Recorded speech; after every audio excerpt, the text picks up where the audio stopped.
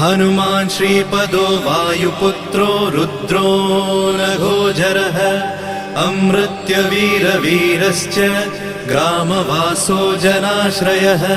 धनदो निर्गुणः शूरो वीरो निधिपतिर्मुनिः पिङ्गाक्षो वरदो वाग्मी सीताशोकविनाशकः शिवः शर्वत्परो व्यक्तो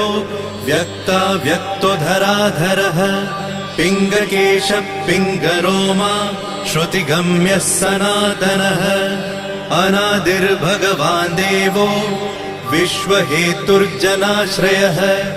आरोग्यकर्ता विश्वेशो विश्वनाथो हरीश्वरः